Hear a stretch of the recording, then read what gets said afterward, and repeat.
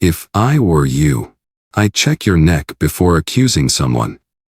The entire ballroom froze. Veronica Lancaster, the billionaire CEO's wife, stood motionless, hands still extended, finger pointed accusingly at a young black waitress. Her face, once painted with icy confidence, cracked under the weight of confusion. Cameras flashed. Phones recorded. The tension in the room could shatter glass. Moments earlier, the gala had been flawless. Crystal chandeliers shimmered. Jazz filled the air. Politicians, celebrities, and tycoons mingled beneath golden light. Then, a scream. A missing necklace. And just like that, the spotlight turned on Zariah Ellis. She was 24. A waitress. And black. Veronica didn't ask. She accused. Loudly. Publicly. Cruelly. You people don't belong here, she snapped, venom in her voice. You're lucky we even let you serve our table. Every eye turned to Zariah. Alone. Cornered. Powerless. But she didn't flinch. Didn't cry. Didn't plead. She looked straight at Veronica and delivered that line with the calm of a queen. If I were you, I'd check your neck before accusing someone. And as if commanded by fate, Veronica's fingers touched her collarbone. The diamond necklace, the very one she had sworn was stolen, was right there, glinting under the chandelier, exactly where she'd put it 2 hours ago. Gasps echoed. Laughter bubbled. Whispers flew. And Zariah. She simply turned, smoothed her apron, and walked away. But that night was just the beginning. This is not just a scandal. This is a black story. One of strength, dignity, and fire. What happened next exposed secrets the rich prayed would stay buried. What one black woman did shook a dynasty and flipped the script on privilege, power, and prejudice. You don't want to miss this. Because when the truth wears heels and serves tables, even the mighty fall. So stay with me. This story gets deeper, darker, and way more satisfying. And if you believe stories like these matter, tap that like button and stick around. The real power? It's just getting started. Zariah Ellis was not the kind of girl who came from privilege. She wasn't raised in country clubs or chauffeured to school in black Escalades. She grew up in a modest neighborhood in South Atlanta, where the streets were cracked, the lights flickered at night, and the sound of sirens was more common than birdsong. Her mother, a retired Army medic turned night shift caregiver, always told her, "We don't fold under pressure, baby. We rise in it." Zariah carried those words in her bones. She was in her early 20s, tall, poised, athletic, with smooth, dark skin that glowed in the light and a magnetic beauty that turned heads wherever she went. She wasn't loud or flashy. Her presence was quiet, but it demanded respect. She wore her natural hair like a crown, unapologetic and proud. People noticed her not just for her looks, but for the energy she brought into a room. Calm, controlled, focused. She had studied graphic design at community college, dreamed of opening her own studio one day. But dreams cost money, and student debt is brutal. So she did what so many dreamers do, she hustled. Nights, weekends, holidays, Zariah worked tables. And when she got the offer to serve at the Silvers, she jumped. The Silvers wasn't just any restaurant. It was the crown jewel of downtown Austin, Texas. The kind of place that had a 4-month waiting list, valet parking only, and a no-phone policy so strict it could get a guest band. The ceilings were vaulted, the wine list was a novel, and the chandeliers? Imported from Italy. But for Zariah, it was more than a job, it was a battlefield in disguise. Because in this world, people saw her skin before they saw her skill. And there were unspoken rules. Smile, but not too much. Speak only when spoken to. Blend in, stay small. Then there was Veronica Lancaster. She wasn't just rich, she was the queen of the billionaires. The kind of woman whose Instagram had more power than a Senate campaign. She was always dripping in diamonds, dressed in sharp designer gowns that screamed old money. Married to Douglas Lancaster, the ruthless founder of Dinex Global, she controlled rooms with a glance. And she hated people like Zariah. Not openly, Of course. That would be gauche. Her prejudice came dressed in compliments with thorns, in comments laced with venom disguised as curiosity. And on the night of the Dinnick's Children's Gala, the biggest night of the year, Zariah was assigned to her table. She just didn't know yet that Veronica had already picked her target. The Crown and Sage wasn't just a restaurant, it was a fortress of formality. On the outside, it looked like something out of an old European painting. Black wrought iron gates, white stone columns, and rose bushes trimmed like they were hand-sculpted. But inside, it was pure precision. Every napkin had to be folded to an exact triangle. Every glass aligned perfectly 2 inches from the edge of the table. And the staff.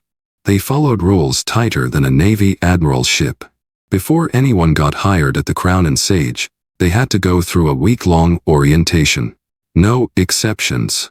Not even for someone with years of experience. Zariah remembered her first day in that cold, polished backroom like it was yesterday. A man in a gray suit, holding a laser pointer and no smile, stood in front of 10 recruits and laid out the law. Rule number 1, he said. You do not speak unless spoken to. He clicked the remote. Rule number 2, you do not make eye contact with VIPs unless they initiate. Click. Rule number 3, you do not react, no matter what they say. There was no room for emotion. No room for mistakes. If a guest spilled wine and blamed you, you apologized. If someone insulted your appearance, you smiled.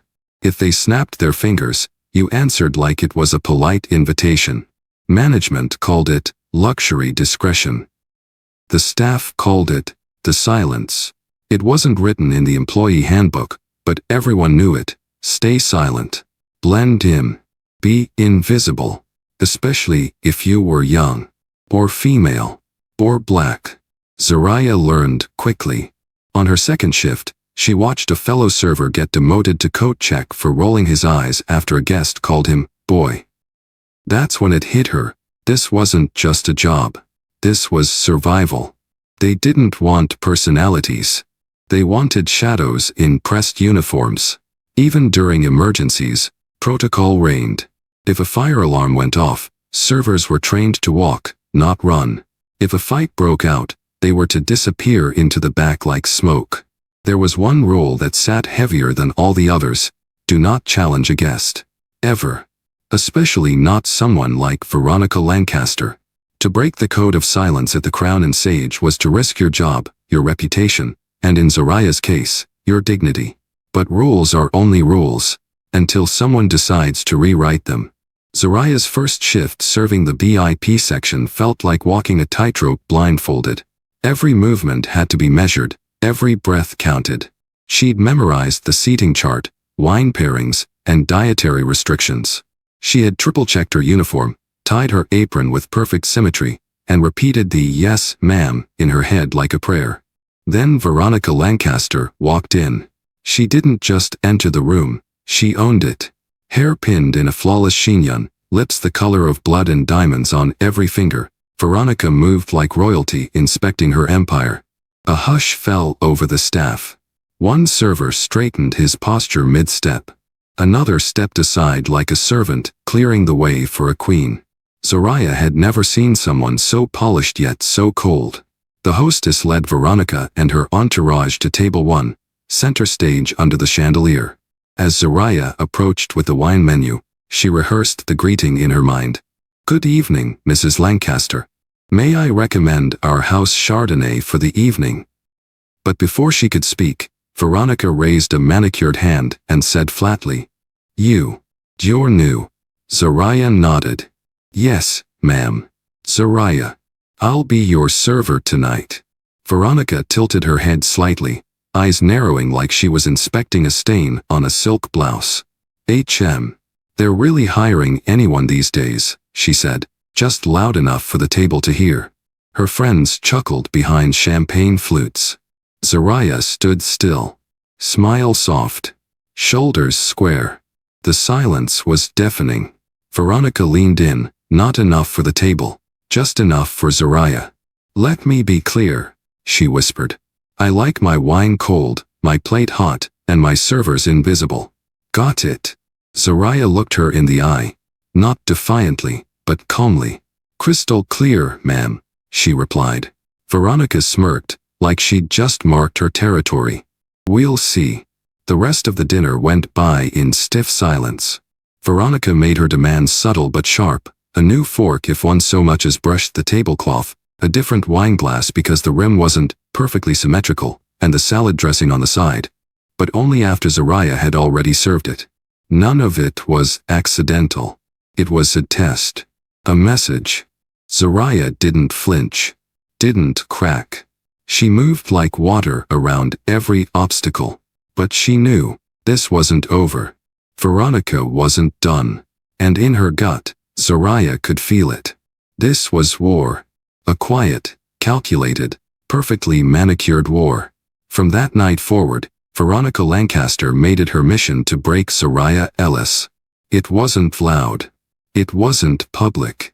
It was quiet warfare, the kind only the rich and ruthless know how to wage. Veronica didn't scream or curse. No. She weaponized politeness. She wrapped cruelty in silk. It started subtly. Veronica began requesting Zariah by name. Every time she dined at the Crown and Sage, and she dined often, she insisted that the tall one with the afro serve her table. To the untrained eye, it might have looked like favoritism. But inside the staff break room, everyone knew better. Zariah was the target. First came the impossible demands. The water had to be precisely 52 degrees, no ice, but cold enough to sting.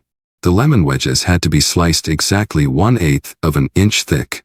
Her butter had to be softened but not melted, placed on a chilled porcelain dish that matched her plate's trim. If it didn't match, it was sent back. Zariah followed every instruction with military precision. But it was never enough. One evening, Veronica accused her of delivering the soup too slowly, claiming it arrived lukewarm. Another night, she said the wine Zariah poured had too much swirl in the glass. She once called over the manager because Zariah had smiled too long after greeting her. "She looked smug," Veronica said with a practiced frown. "Like she was mocking me." Behind the scenes, whispers started. Some servers began avoiding Zariah. They didn't want to get caught in Veronica's crosshairs. Management, nervous about offending their most influential guest, started pulling Zariah from other sections, isolating her, assigning her only to less busy shifts, unless Veronica requested her. And she always did. Then came the boiling point. One night, Veronica, accidentally, spilled hot tea on her own lap during dessert. Gasps went up around the table. And without missing a beat, she screamed, "She burned me!" Zariah stood frozen, tray still balanced on her hand, eyes wide in shock. Security was called. The manager rushed in. Veronica's voice trembled with fake outrage as she clutched her silk gown. She wasn't paying attention. She was distracted. "I want her written up. Immediately." But here's the thing about people like Veronica. They always underestimate people like Zariah. Because Zariah had already started keeping notes. Dates. Times. Comments. Incidents. She didn't react. She documented. And while Veronica thought she was building a case to ruin a young black woman's career, Zariah was quietly building one to end hers. Working at the Crown and Sage gave Zariah a front row seat to the world of the ultra-rich. A world most people never see. One where smiles are rehearsed, loyalty is bought, and everything, absolutely everything, is for sale. She watched as billionaires ordered $3,000 bottles of wine without blinking. She saw politicians laugh too loudly at jokes that weren't funny, hoping to secure donations. She learned quickly that the richest people rarely raised their voices, but they never had to. Power doesn't shout. It whispers. And it always gets heard. But no one whispered louder than Veronica Lancaster. On the surface, Veronica was elegance in motion. Philanthropist, fashion icon, the face of the Lancaster Foundation for Pediatric Health. Her face graced magazine covers. Her name was on hospital wings. She was the kind of woman who gave $10,000 at a charity auction, and then fired her stylist for bringing the wrong shade of nude heels. But behind the scenes, Veronica was something else entirely. Zariah first caught a glimpse of the real Veronica one night after hours, while cleaning up the private lounge. She had gone in to grab a tray someone had left behind and paused when she heard voices coming from the corner booth. Veronica was on the phone, loud, angry, unfiltered. She wants to audit the foundation? Then threatened to pull her grant. No one audits us unless they want their careers ruined. Make that clear. Zariah froze. She stayed hidden, her heart pounding in her chest, listening as Veronica laid out instructions to manipulate tax filings and silence a board member who had started asking questions about where the donation money really went. The Lancaster Foundation for Pediatric Health, the one with all the glossy marketing and teary-eyed commercials? It was a front. A tax shelter. A cover for financial games so complex they'd make a Wall Street lawyer sweat. Zariah's hands trembled, not just from fear, but from rage. She'd served at that gala. She'd seen real parents crying as Veronica gave her speech about hope and healing. And now she knew it was all a lie. That night, something shifted in Zariah. Veronica's cruelty was no longer just personal. It was systemic. It was the kind of evil that smiled in your face while stealing from sick children. Zariah didn't say a word. She just backed away quietly, tray still in hand. But her eyes had been opened, and what she saw behind the curtain, it made everything personal. Zariah knew she couldn't win this fight by raising her voice or causing a scene. Not in a place like the Crown and Sage. Not in a world built to protect people like Veronica. So instead, she got smart. She started small, collecting details. Every comment, every insult, every setup. She wrote it all down. Dates, times, names. She saved receipts, marked shifts where Veronica had made demands beyond policy, and even noted which managers ignored her complaints. She upgraded her phone with a voice recorder app, discreet and silent. She hid a tiny recorder in her apron pocket, just in case. And after overhearing that conversation about the foundation, she began reading everything she could about nonprofit tax law and how rich people manipulate the system. Then, she did something bold. She reached out to someone. His name was Jonah Blake, an independent investigative journalist known for exposing corruption in big business and political circles. He wasn't CNN. He wasn't flashy. But his stories were solid. Real. And he had a reputation for protecting his sources. Zariah sent him an anonymous tip, using a throwaway email. Check the Lancaster Foundation's 990 tax filings. The numbers don't add up. You'll find discrepancies between reported donations and actual disbursements. She expected silence. But 2 days later, she got a reply. Call me. We need to talk. Zariah hesitated. This wasn't a game anymore. This was big. Dangerous. Even. But then she remembered the mother at the gala, holding her sick child while Veronica smiled for the cameras. That image stuck. It lit a fire in her. So she called. What followed was a quiet partnership. Zariah provided context, insider details, names of board members, timelines, even snippets of recorded conversations. Jonah worked in the background, verifying everything, building a story strong enough to stand on its own. Zariah still showed up for work, smile in place, voice calm, posture perfect. But beneath the surface, she was sharpening her sword. And for the first time, Veronica Lancaster wasn't the only one holding power. As the days crept closer to the annual Dinix Foundation Gala, the pressure inside the Crown and Sage became suffocating. Every member of the staff was on edge, rehearsing their steps like soldiers preparing for a high-stakes mission. The guest list included celebrities, CEOs, senators, and foreign dignitaries. The event would be broadcast live. No room for error. No space for humanity. But for Zariah, it wasn't just about executing a perfect dinner service. It was about surviving Veronica Lancaster. In the weeks leading up to the gala, Veronica's behavior grew more unpredictable and more dangerous. She'd stopped by the restaurant unannounced, demanding to see the table settings. She criticized the floral arrangements, called the wine selection cheap, and insulted the pastry chef to his face. She micromanaged everything except the one thing she should have worried about, her own secrets. Zariah remained her assigned server. By then, it was clear to everyone that Veronica's obsession had shifted into something uglier. She wasn't just trying to humiliate Zariah. She was trying to break her spirit. But Zariah never flinched. Then came the stunt. 3 nights before the gala, Veronica hosted a private tasting for her closest friends. She arrived late, dressed in all white, her entourage buzzing around her like designer-clad hornets. Zariah was assigned to serve the head table. Again, the evening seemed smooth, until dessert. Veronica ordered a glass of Bordeaux and a delicate slice of tiramisu. As Zariah approached with a tray, Veronica turned suddenly and bumped into her with dramatic flair, sending the wine flying, right onto her own custom Valentino gown. Gasps echoed. Then silence. Veronica stood slowly, her face twisting into theatrical rage. "This dress cost more than your car," she hissed. "You're careless. You're incompetent. You're here because of pity hires, not merit." Zariah looked her dead in the eye. Calm. Controlled. "I apologize, ma'am," she said softly. "But you turned." The room held its breath. Veronica's lips tightened, but she said nothing more. She simply turned and stormed out, leaving a trail of red wine and tension behind her. After that night, even the staff knew, something bigger was coming.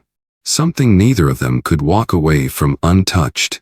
And as the night of the gala drew near, the air inside the Crown and Sage didn't just buzz with pressure. It vibrated with the promise of reckoning. The night of the Dinix Foundation Gala arrived like a thunderstorm in a silk dress. The Crown and Sage had never looked more immaculate. Gold-trimmed place cards shimmered under soft candlelight. Violins played from a hidden corner of the ballroom. Cameras flashed from every angle as Texas' most powerful walked the red carpet in diamonds and tailored tuxedos. Zariah stood in the staff prep area, hands steady, breath calm. She wore the same black uniform she always wore, but something about her felt different tonight. Grounded. Ready. Her tray was perfectly balanced.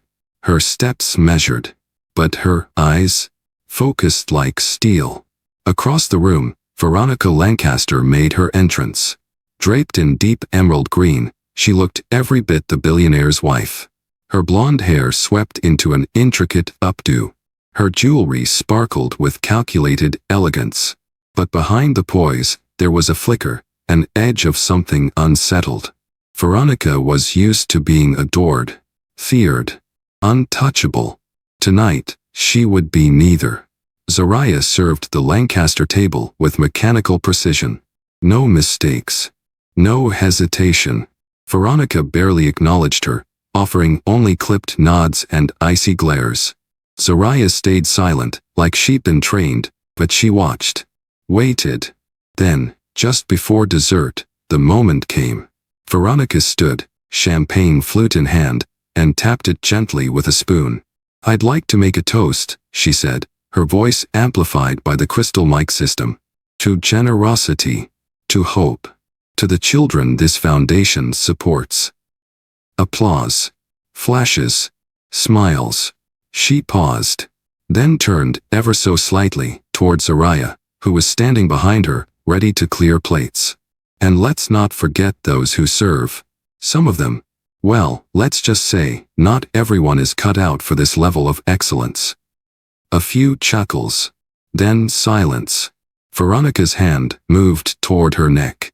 "My diamond necklace," she said suddenly, voice rising. "It's gone." Gasps shot through the crowd. She spun toward Zariah. "She was behind me. She's the only one who's been near me." Zariah didn't flinch.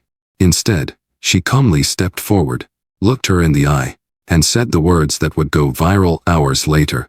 "If I were you, I'd check your neck before accusing someone." The ballroom froze. Veronica's fingers flew to her collarbone, and there it was. The diamond necklace, still clasped, resting exactly where she'd placed it earlier that evening. Flashbulbs erupted. Murmurs swelled into gasps. A reporter captured the moment live. The humiliation was instant, global, and irreversible. But Zariah wasn't finished. She reached into her apron and pulled out a folded piece of paper, sealed in a clear envelope. "This," she said softly, "is a copy of your foundation's tax records. The real ones." Security moved in, but she raised her voice just enough for the cameras. "You siphoned millions through fake outreach programs. You used sick children as your cover." Suddenly, Jonah Blake, the journalist, stood up from a nearby table. "We've verified every word," he announced. "Expect a full report in tomorrow's Tribune." Veronica's face crumbled. Douglas Lancaster rose from his seat, jaw clenched. He didn't say a word. He didn't need to, because in that moment, everyone knew. The Queen had fallen. And the black waitress they all underestimated? She was the one who pulled the throne out from under her. The fallout was swift and brutal. By morning, Veronica Lancaster's name was no longer trending for her gala gown or her flawless toast. It was trending under hashtags like #NecklaceGate, #TheBlackWaitress, and #LancasterLeaks.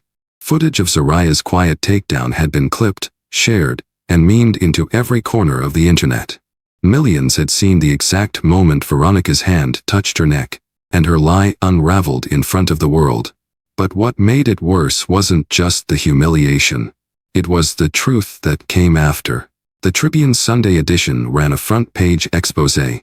Dinnick's dynasty built on lies? Whistleblower reveals massive charity fraud. The article laid out the full story, complete with emails, financial documents, and insider testimony, all anonymously sourced, but undeniably real. Veronica had siphoned over $8 million through fake pediatric programs. Only a fraction of the money ever reached the hospitals or families shown in her campaigns. The rest? It went to offshore accounts, private jet rentals, and luxury wardrobe budgets. Within 48 hours, federal investigators opened a formal case. The Lancaster Foundation's assets were frozen. Corporate sponsors pulled out. Board members resigned. And Douglas Lancaster, Veronica's husband, the CEO of Dinnick's Global, filed for divorce. Publicly. His statement read like a press release, cold and precise. "I was unaware of the fraudulent activity conducted under my wife's leadership of the foundation. I am cooperating fully with authorities." He didn't defend her. He didn't deny the story. He left her behind. Veronica's world collapsed faster than it took her to raise a champagne glass. The media descended. Paparazzi staked out her gated estate. Former friends and allies went silent. Fashion houses dropped her from endorsement deals. Her publicist quit. Even her signature perfume line pulled its ad campaign, citing unforeseen ethical concerns. And through it all, Zariah? She stayed silent. She didn't give interviews.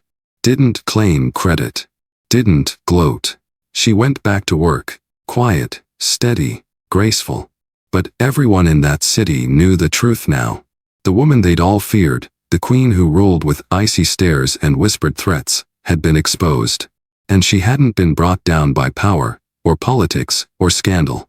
She was brought down by a young black waitress with courage, a steady voice, and a quiet sense of justice. And no one saw her coming. Zariah didn't ask for fame. She never chased headlines or looked for a spotlight. When the world turned its gaze toward her after the gala, she did what she always did, kept her head high and her voice steady. Job offers flooded in. Talk shows called. Journalists begged for exclusives. One network even offered her a 5-figure deal for a sit-down special. She turned them all down. "I didn't do it for attention," she told her manager quietly. "I did it because it was right." Still, the world noticed. Within weeks, Zariah became a quiet symbol, proof that integrity still held power, even in a world built on lies. Anonymous donors covered her student debt. A prestigious law school reached out, offering her a full scholarship in human rights law. At first, she hesitated. But then she remembered the mothers she saw at the gala. The kids. The broken promises. She accepted.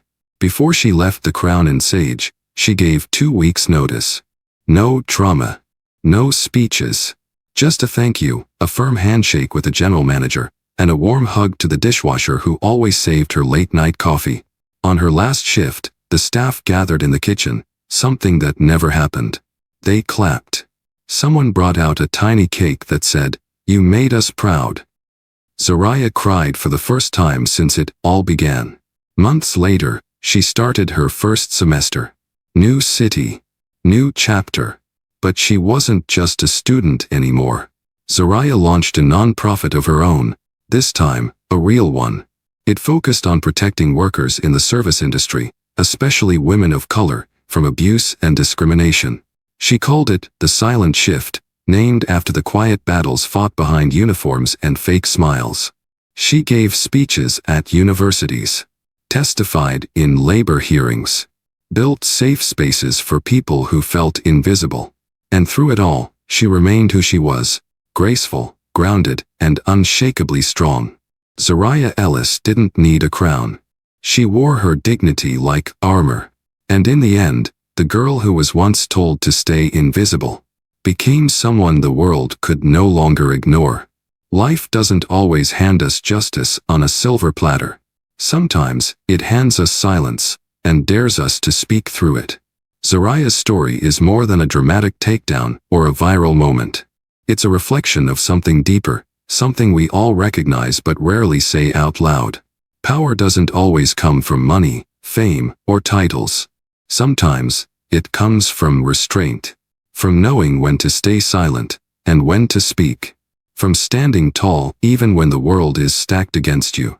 From walking into rooms where you're expected to shrink, and choosing not to. Zariah didn't win because she fought louder. She won because she fought smarter, with facts, with calm, and with purpose. And maybe that's the lesson we all need right now. You don't need to be rich to make an impact. You don't need a platform to expose the truth. And you definitely don't need anyone's permission to stand up for yourself. The most powerful kind of resistance. It's the one that moves with quiet dignity. The one that doesn't need to shout to be heard. So if you're watching this and you've ever felt overlooked, underestimated, or silenced, remember this: you're not powerless. Your story matters. Your voice matters. And sometimes, the smallest act of courage can flip the entire script. If this Black story moved you, inspired you, or made you think differently, do me a favor. Tap that like button. Share this video with someone who needs to hear it. And drop a comment below. What would you have done in Zariah's shoes? Let's start a real conversation. Because this isn't just entertainment. It's a reminder that every one of us has the power to stand up, speak out, and rewrite the ending.